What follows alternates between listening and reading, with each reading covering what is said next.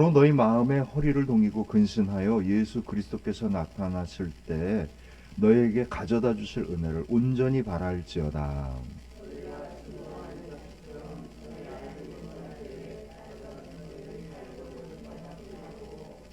오직 너희를 부르신 거룩한 이처럼 너희도 모든 행실에 거룩한 자가 되라.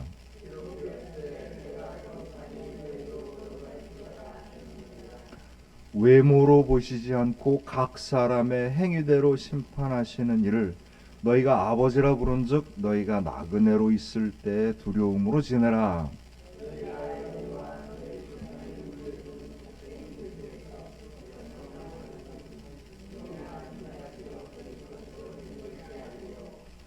오직 흠없고 점없는 어린 양 같은 그리스도의 보배로운 피로 된 것이니라.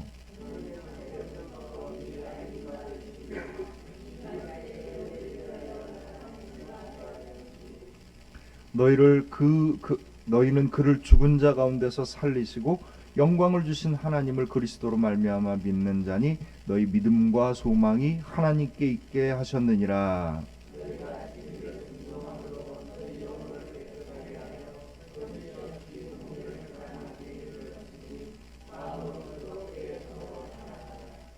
너희가 거듭난 것은 썩어질 씨로 된 것이 아니요 썩지 아니할 씨로 된 것이니 살아있고 항상 있는 하나님의 말씀으로 되었느니라.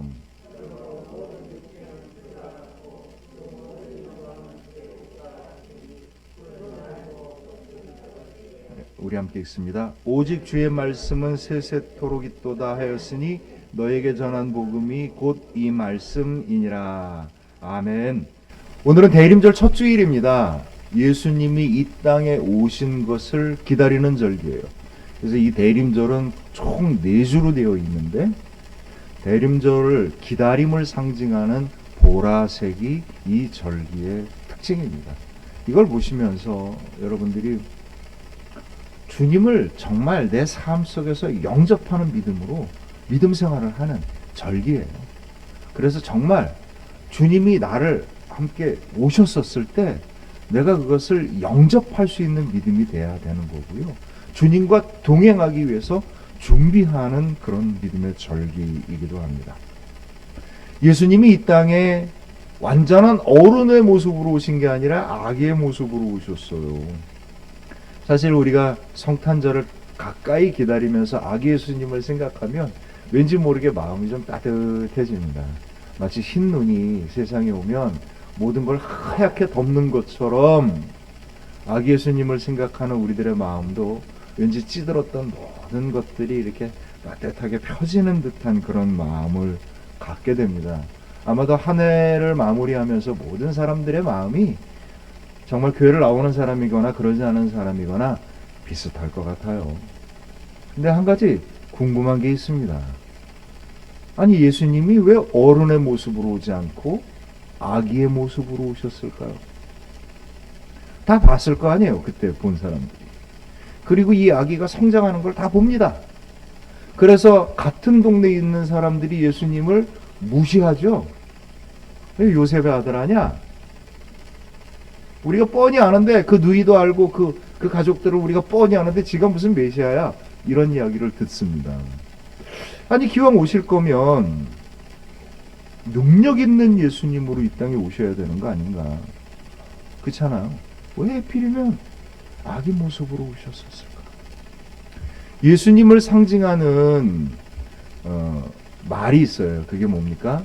어린 양이에요. 그래서 세례 요한이 예수님을 보며 보라 세상 짐을 지고 가는 하나님의 어린 양이로다. 어린 양이에요. 근데 아니 양들 중에서 뿔이 멋지게 돋아나서 싸움을 잘하는 양이 아니고 하필이면 또 어린 양은 또 뭡니까? 요한계시록에 보면 내내 천국에서 요한 사도가 누굴 보냐면 어린 양을 봅니다. 예수님을 봐요. 요한계시록 내내 예수님을 뭐라고 표현하냐면 어린 양이라고 표현을 합니다. 도대체 왜 예수님을 표현을 할 때 성경이 이 세상에 그 누구보다도 힘세고 이 세상에 그 누구보다도 능력 있으며 이 세상에 그 누구보다도 강한 분이라고 표현을 하지 않았을까요? 우리는 정말 아기 예수님을 원하는 걸까요?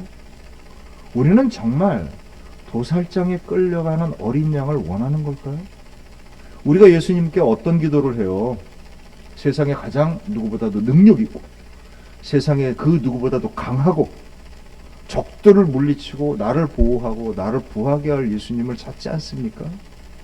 근데 성경에는요, 예수님이 늘 어리고 어린 양, 아기 예수예요. 사도행전 8장 32절에 보면 이디오피아에 있는 내시가 예루살렘으로 오다가 구약 성경을 읽고 있었는데 궁금한 게 있어갖고 물어본 거예요. 그때 빌립 집사가 가르쳐줍니다. 이 구절이 어떤 뜻이다. 읽는 성경 구절은 이것이니 일러스되 그가 도살자에게로 가는 양같이 끌려갔고 털 깎는 자 앞에 있는 어린 양이 조용함같이 그의 입을 열지 아니하였도다. 이게 예수님에 대한 증언이에요. 이게 복음입니다. 우리가 전하는 복음은요, 우리는 흔히 예수 믿으세요. 세상에 누구보다도 부자가 될 거고 세상에 누구보다도 힘세질 거고 세상에 누구보다도 높은 자리야 명예를 얻을 겁니다. 이렇게 전하지 않아요. 성경에서는요. 성경에서 전하는 복음은 뭐냐면 도살장에 끌려가는 어린 양이 우리의 죄악을 위해서 그 모든 것을 짊어졌으므로 여러분들은 해방되었습니다. 여러분들은 구원되었습니다. 그러니 여러분 그 어린 양과 같은 삶을 사십시오. 이게 복음입니다. 이게 복음이에요.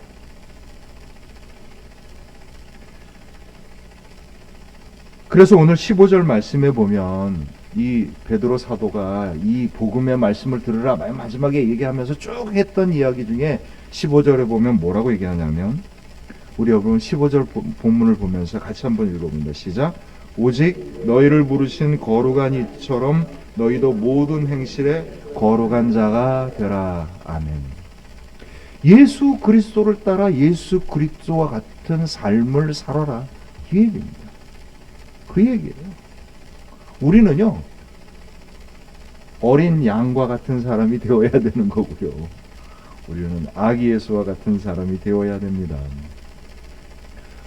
예수님이 아기의 모습으로 오셨어요. 이게 시작이니까 원래 시작은 원래 그래요. 처음에는 미약하나 나중에는 창대하게 되리라 뭐 이렇게 생각해갖고 처음은 별것도 아닌 것처럼 생각을 해요.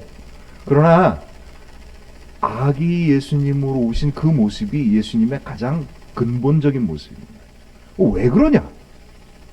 왜 연약하고 별 볼 일 없는 아기의 모습이 가장 근본적인 예수의 모습이냐? 그 이유는요, 깨끗함과 순결함에 있습니다. 그래서 오늘 19절 말씀에 보면 이 말씀이 모든 복음의 핵심이에요. 오직 흠없고 점없는 어린 양 같은 그리스도의 보배로운 피로 된 것이니라. 순결하신 예수님의 보혈이 우리 가운데 함께하게 될 때 우리는 구원의 은혜와 능력 가운데 살아가는 사람들인 겁니다. 예수님의 보혈은요, 사랑이고 예수님의 보혈은 깨끗함이고 순결함인 겁니다. 아기 예수님 얘기가 나왔으니까 여러분들이 아기의 얼굴을 보면 눈동자를 한번 보세요. 얼마나 맑아요. 아기 눈 갖고 시비 걸 수 있습니까? 눈이 크고 작은 것 정도의 차이일 뿐이지. 눈이 크고 작은 것 갖고 시비 걸면 안 됩니다. 눈이 얼마나 맑고 깨끗하냐 탁하냐의 문제인 거예요. 제가 가끔 거울을 보고 제 눈을 볼 때가 있어요. 가끔 속상할 때가 있습니다. 모든 눈은 영혼의 빛깔이라 제 눈을 보면서 참 많이 찌들었구나 하는 생각이 들 때가 많습니다. 좀 실망스러울 때도 좀 있고요. 사실 눈 속에 모든 영혼이 담긴 거라 대체적으로 자존감이 낮거나 다른 의도를 품고 있는 사람들은 사람의 눈을 보면서 얘기를 하지 못한다고 얘기를 합니다. 눈을 보고 이야기하는 것이 진실한 이야기인 거죠. 이 땅에 예수님께서 오셨었을 때 어떤 눈으로 우리를 바라보기를 원하십니까? 심판의 눈으로 바라보길 원하셔요? 아니요. 요한계시록에서 어린 양으로 우리를 보시는 거예요. 아기와 같은 깨끗하고 순결한 눈으로 우리를 보시는 겁니다. 우리가 어떤 모습을 갖고 있든지 간에, 어떤 행동이 있고 허물이 있고 그렇든지 간에 주님께서는 한없이 맑고 깨끗한 눈으로 우리들의 마음속을 헤아려 주시는 분이에요. 온갖 우린 세상에서 겹겹이 옷을 입고 껴입고 온갖 포장을 하고 이런 척하지만 주님은 그 겹겹이 써있는 것들 다 흐트러 버리시고 우리들의 삶 안에, 우리들의 영혼 안에 있는 그 진정한 마음을 맑고 깨끗한 눈으로 바라보시는 겁니다. 만약에 주님께서 우리를 어떤 목적을 갖고 바라보셨다면 여러분들 살아남을 자신 있어요? 그런 분이 있다면 정말 배우고 싶네요. 주님이 맑고 깨끗하고 순결한 눈으로 우리를 본다는 것을, 바라보신다는 것을 여러분 감사하고 행복하고 정말 감격할 수 있는 믿음 되시길 바랍니다. 우리가 무슨 대단한 사람들이 되어서 내가 뭐 엄청난 일들을 해서 그 대가로 무언가를 얻을 수 있는 사람들이 아니에요. 우리가 만약에 무엇인가 정말 귀하고도 값진 은혜를 받았다면 그것은 오로지 주님의 은혜일 뿐입니다. 헬린 아우엔이라고 하는 유명한 영성가이며 목사님인 분의 상처 입은 치유자의 이런 이야기가 나옵니다. 어떤 자그마한 마을에 전쟁이 나서 전쟁이 났는데 전쟁에서 도망간 어떤 어린 병사가 이 마을에 숨으러 돌아왔어요. 사람들이 이제 불쌍하니까 숨겨졌죠. 근데 그 적군이 나타난 거예요. 이 적군들은 아주 포악한 사람들이야. 내가 분명히 이 마을에 도망자가 있는 걸 안다. 너희들이 만약에 그것을 우리들의 그 병사를 우리들에게 안 데리고 오면 이 마을을 전부 불태워버리고 너희들을 죽여버릴 거다. 이렇게 협박을 한 겁니다. 마을 사람들이 공포에 떨다가 목사님께 어떻게 하면 좋겠냐고 물으러 온 거예요. 너무 괴롭잖아요. 막 성경을 읽다가 온 민족이 멸망하는 것보다 한 사람이 죽는 것이 낫다, 이런 규절을 본 거예요. 사실 이게 예수 그리스도에 대한 이야기인데 이야기를 딱 받고 이게 주님의 뜻이라면 그렇게 합시다. 우리 마을 사람들을 다 건지기 위해서 이 한 사람을 보냅시다. 그러고 보내버린 거예요. 사실 마을 사람들은 공포에 떨고 있었어요. 차마 자기들이 이 병사를, 도망자를 죽일 수 없으니 목사님한테 부탁을 해갖고 내심 뭘 바랐겠어요? 넘겨주길 바랬던 거죠. 그게 정말 넘겨줬어요. 그래서 어린 병사는 처형을 당하고 적군들은 물러가고 온 마을에 축제가 벌어졌습니다. 살아났다. 근데 목사님이 너무 괴로운 거야. 왜냐하면 자기 한마디에 마을 사람은, 많은 사람은 살렸지만 한 사람은 죽었던 거 아니에요. 괴로워하면서 기도하는데 천사가 나타납니다. 너 오늘 무슨 짓을 했는지 아냐? 어쩔 수 없었어요. 그가 너희 마을을 구원하러 온 구원자다. 근데 제가 그걸 어떻게 할 수 있겠습니까? 그랬더니 만약에 내가 그 어린 병사의 눈을 제대로 쳐다봤다면 그를 넘기지 않았으리라. 그런 일이에요. 주님이 우리를 바라보시는 게요, 뭐 생명나무 교회를 귀히 여겨주시고 생명나무 교회를 주님의 핏값으로 세운 것이니 얼마나 귀히 여기겠습니까? 그러나 우리 한 사람 한 사람을 보시는 분입니다. 내가 생명나무 교회에다가 떼거지로 복을 줄 텐데 그 머릿수대로 딱 나눠줍시다. 이런 복을 주시는 분이 아니에요. 나에게 오셔서 내 영혼과 내 삶과 내 믿음을 보시고 거기에서 은혜를 주시는 분이에요. 예수님을 만난다는 믿음이라는 거는요, 무엇으로 만나는 거냐면 영혼의 중심으로 만나는 겁니다. 내 영혼과 내 마음이, 내 믿음의 고백이 진실해져야 진실한 예수님의 마음을 만날 수 있는 겁니다. 이게 깨끗한 거고 이게 순결한 겁니다. 나는 전혀 그럴 마음이 없는데 이건 좀 도와주셔야 되는 거 아니에요? 이런 마음으로 주님을 만나지 마세요. 기도하실 때 정말 그렇게 기도하셔야 됩니다. 하나님 말씀 들을 때 진짜 하나님 말씀으로 들으세요. 많은 사람들이 신앙생활을 하면서 어떻게 하면 복 받는 길인가를 궁금해합니다. 길은 딱 하나입니다. 진정한 마음으로, 진실한 삶으로 주님을 만나시면 됩니다. 어떻게 주님의 말씀이 우리 가운데 능력이 되겠습니까? 간단합니다. 온전한 믿음으로 주님의 말씀에 순종하는 것밖에 없습니다. 그 이상 뭐가 필요하겠어요? 어떤 복잡하고 대단한 테크닉적인 기술이 필요한 게 아니고요. 천국의 열쇠는, 천국을 향하는 길은, 성령이 우리 가운데 임재하는 길은요, 깨끗하고 순결한 마음 이외에 없습니다.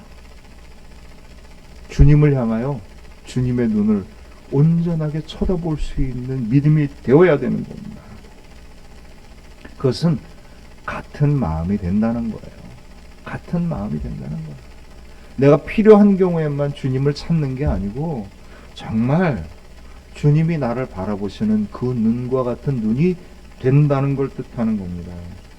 어떻게 하면 우리가 예수님을 영접하고 깨끗하고 순결한 신앙이 될 수 있을까요? 오늘 14절 말씀에 보면 그가 우리를 대신하여 자신을 주심은 모든 불법에서 우리를 속량하시고 우리를 깨끗하게 하사 선한 일을 열심히 하는 자기 백성이 되게 하려 하심이라. 아멘. 주님께서 우리를 어떻게 하신다고요? 깨끗하게 하시는 거예요. 그래서 어떤 삶을 살기를 원하시는 거예요? 선한 일을 행하는 삶을 살기를 원하신 겁니다. 이게 복음입니다. 이게 복음이에요. 주님이 우리를 깨끗하게 하사 주님과 같은 선한 삶을 살게 하시는 겁니다. 문제는 뭡니까? 주님이 우리를 처음에 여기만 닦아주고 여기는 나중에 닦아줄게 그렇게 하셨겠어요? 아닙니다.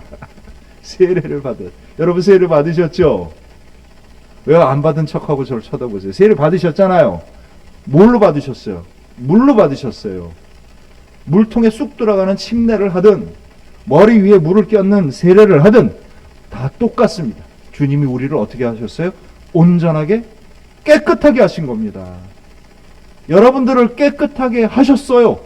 그래서 우리는 주님의 백성이 되었습니다. 이걸 믿으십니까? 이거 안 믿으시면 믿음이 안 돼요. 이거 정말 믿으셔야 됩니다.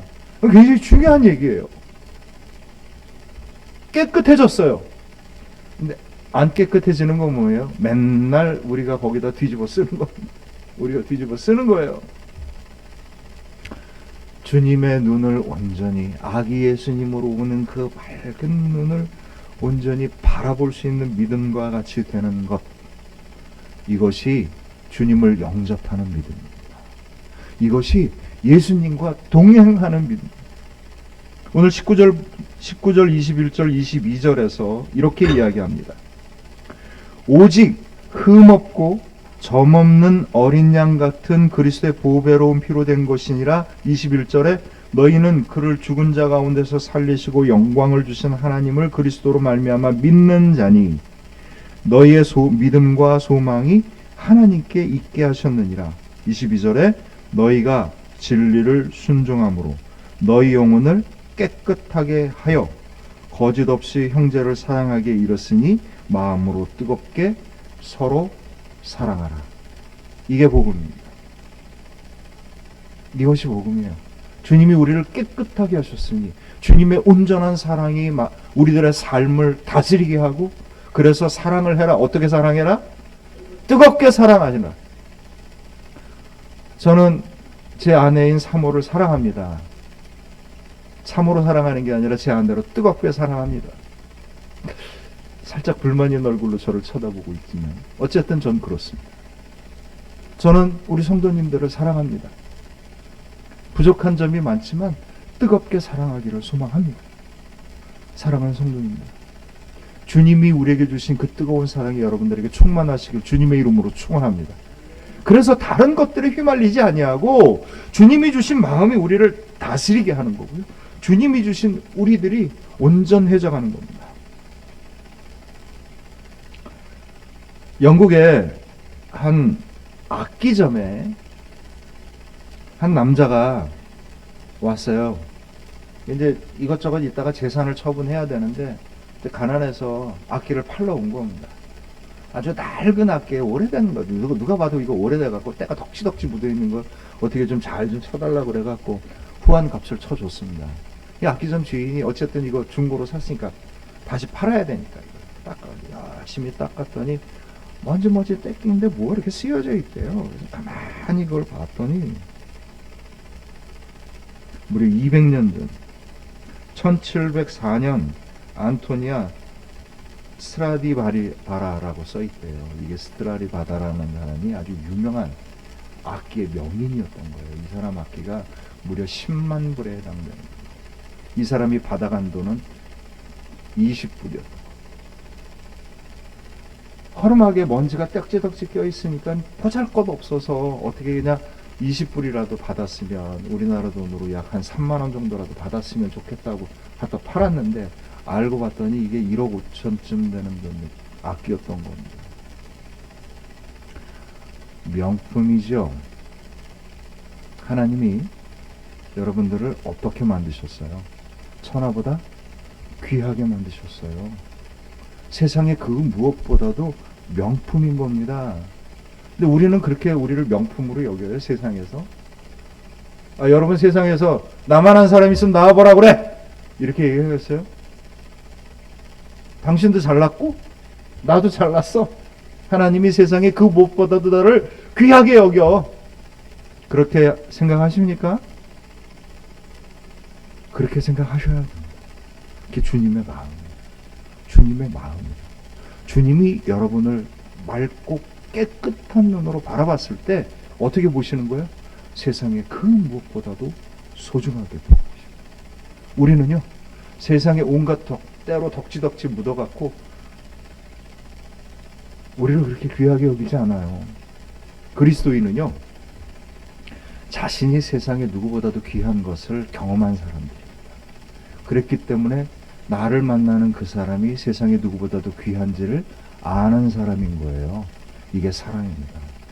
사랑은요, 주고 싶은 걸 주는 게 아니라 내가 귀하게 여기는 거를 줄 수 있어야 되고 상대방을 귀하게 여겨주는 겁니다.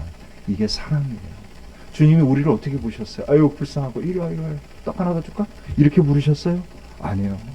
세상에 그 무엇보다도 소중한 내가 왜 이렇게 삶을 살아가냐? 왜 이걸 모르며 살아가냐? 그렇게 부르신 겁니다. 순결한 마음으로 주님을 영접한다는 거는요, 주님이 나를 그렇게 귀히 여겨주시는 것을 경험하고 입술로 고백하고 당당하게 살아가는 겁니다. 이게 순결하고 깨끗한 영혼입니다. 순결하고 깨끗하기 때문에 무엇보다도 소중한 것이 무엇인지를 깨달아 아는 거죠. 사랑하는 성도 여러분, 주님은 여러분을 세상의 그 무엇보다도 귀하게 여기셨습니다.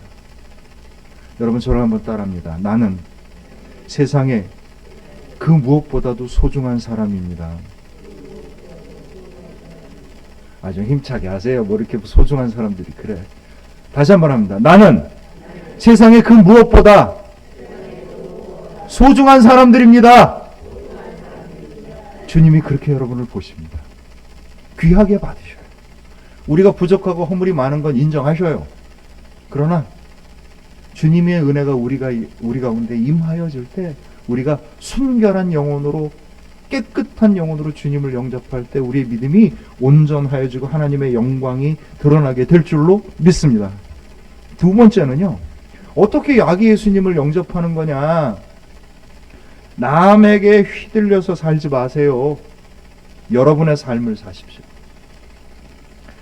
24절 25절에 보면 그러므로 모든 육체는 풀과 같고 그 모든 영광은 풀의 꽃과 같으니 풀은 마르고 꽃은 떨어지되 오직 주의 말씀은 세세토록 있도다 하였으니 너에게 전한 복음이 곧 이 말씀이니라. 아멘. 세상의 모든 것들은 뭐와 같다고요? 풀과 꽃과 같은 겁니다. 그런 것은 금방 없어지고 아무것도 아니겠으나 주의 말씀이 우리 가운데 임한 우리들의 통한 주의 말씀은 영원토록 있는 겁니다. 우리를 힘들게 하는 일들이 많이 있습니다. 우리를 괴롭게 하기도 하고요. 그건 어떤 때는 어떤 일이기도 하고 어떤 사건이기도 하고 내가 넘어야 될 꼭 벽 같은 것이기도 합니다.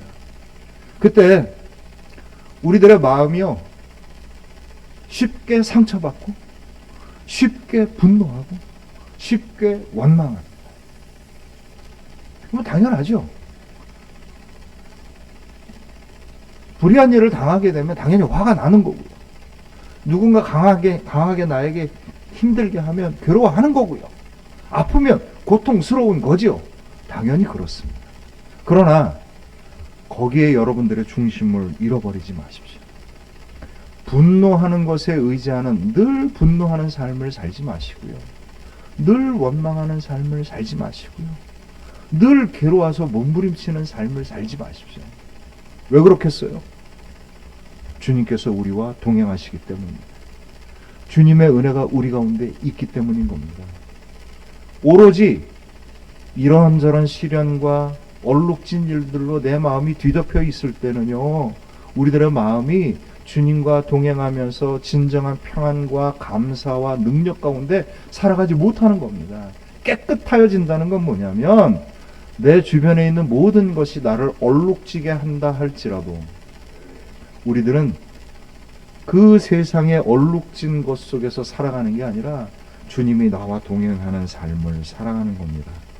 오로지 주님의 사랑이, 오로지 주님의 소망이, 오로지 주님의 말씀만이 나의 능력이 되고 내 삶의 기쁨이 되고 평안이 되는 겁니다. 사랑하는 성도 여러분, 깨끗하고 순결하다는 믿음은 바로 그런 거예요. 나를 괴롭히는 모든 것들에 휘말려 살지 아니하고 사랑의 중심을 잃지 아니하고 살아가는 겁니다.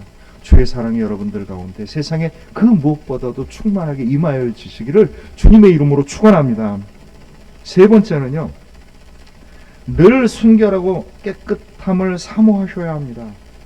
오늘 13절부터 16절까지 말씀을 보면, 그러므로 너희 마음의 허리를 동이고 근신하여 예수 그리스도께서 나타나실 때에 너에게 가져다 주실 은혜를 온전히 바랄지어다.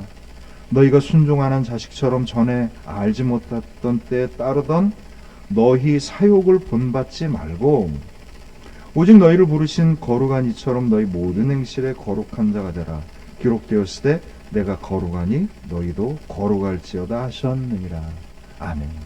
아기 예수님은요, 우리를 구원하시고 저쪽에 있는 분이 아니고요, 내가 그 모습으로 살아가야 될, 내가 따라가야 될 모습인 겁니다. 어린 도살장에 끌려가는 어린 양은요, 나를 구원해 줬기 때문에 감사합니다, 어린 양, 뭐 이런 게 아니고요, 내가 같은 마음으로 살아가는 어린 양의 삶을 가야 되는 것이 바로 복음이고요, 우리들의 믿음인 겁니다. 주님의 말씀을 따라 늘 주님을 사모하는 마음으로 그렇게 가고자 내 마음이 변화되지 아니한다면 천국의 은혜와 능력이 우리 가운데 임하여질 수 없는 거죠. 그것이 순종입니다. 주님이 주시는 것을 온전히 받아들이는 거예요. 깨끗하고 순결한 마음으로 받아들여야 합니다. 내가 듣고 싶은 것만 듣고 하고 싶은 것만 하는 게 아니고요, 주님의 말씀에 순종하고 따르고 응답하는 것, 이것이 복음의 믿음입니다. 어느 며느리가 시어머니 간병을 하게 됐어요. 시어머니가 이게 하반신이 불편해가지고 병원에 입원을 했는데 매일매일 그 소변 검사를 하는 거예요. 근데 며느리가 간병인을 쓰지 않고 이제 어쨌든 하는데, 이제 시어머니하고 며느리 관계는 좋은 관계가 별로 없는 것 같아요. 어딜 가나 비슷한 것 같은데, 한 번은 이렇게 소변을 받아갖고 가다가 이걸 떨어뜨려갖고 소변을 엎질러 버렸네. 검사는 해야 되겠는데 또 받으러 가자니 시어머니가 한 소리 할 것 같아서 자기 소변으로 딱 갖다 낸 거. 의사가 깜짝 놀라서 막 얼굴이 환해갖고 이 시어머니한테 막, 기적이 일어났습니다. 시어머니, 이 병이 낫나 보다. 그랬더니 축하합니다, 임신하셨습니다. 자기가 어떤 행동을 할 때 순결하다는 건, 깨끗하다는 건 뭐냐면 그냥 그대로 가는 게 아니고요, 바뀌는 겁니다. 회복하는 거예요. 우리는 우리 스스로 깨끗해지고 순결해질 수 있는 사람들이 아니에요. 누가 우리를 깨끗게 하시는 겁니까? 주님이 우리를 깨끗게 하시는 거예요. 우리는 깨끗해지기를 사모하는 거고 깨끗해지도록 노력하는 겁니다. 여러분들이 무슨 능력이 있어서 자신을 순결하고 깨끗하고 거룩하게 만들려고 하세요? 그런 믿음이라는 건 없어요. 그럼 뭐하러 하나님을 믿어요? 자기 스스로 살면 되지. 우리는 전적으로 하나님의 은혜를 바라보며 살아가는 겁니다. 우리가 할 수 있는 일은 뭐예요? 마음을 바꾸고 생각을 바꾸고 삶을 바꾸는 거지. 우리가 그 모든 것을 이루어내지 않아요. 내 마음이 주님을 향한다고 할 때 늘 한결같은가요? 이리저리 시달리고 흔들리죠. 그때 간구하는 거죠. 내 마음을 지켜주옵소서. 내 생각을 온전케 하여 주옵소서. 내가 이렇게 가려 하오니 주님께서 동행하셔서 능력을 주옵시고 내 길을 열어 주시옵소서. 이렇게 가는 거죠. 이게 우리들의 믿음인 겁니다. 고린도후서 7장 1절에 보면 그런즉 사랑하는 자들아 이 약속을 가진 우리는 하나님을 두려워하는 가운데 거룩함을 온전히 이루어 육과 영의 온갖 더러운 것에서 자신을 깨끗하게 하자. 이렇게 이야기를 합니다. 우리가 깨끗하고자 하는 마음이 없으면은요, 순결한 마음으로 깨끗한 영혼으로 주님을 만날 수 없는 겁니다. 말씀을 정리합니다. 이 땅에 예수님께서 아기의 모습으로 오셨어요. 그분은 어린 양으로 우리들의 모든 죄악을 구원하시기 위해서 보혈을 흘려 주셨습니다. 흠없는 어린 양, 아기 예수를 영접하는 믿음은 무엇이냐? 첫 번째, 나를 소중하게 여기시는 주님의 그 마음을 온전히 받아들일 수 있는 마음이 되어야 되는 겁니다. 두 번째는 내 삶을 다른 것에 맡기지 마십시오. 주님의 은혜에 맡기십시오. 그래서 내 중심을 잃어버리지 마십시오. 세 번째는요, 깨끗하고 순결하기를 사모하는 마음으로 내 마음을 바꾸고 생각을 바꾸고 삶을 바꾸십시오.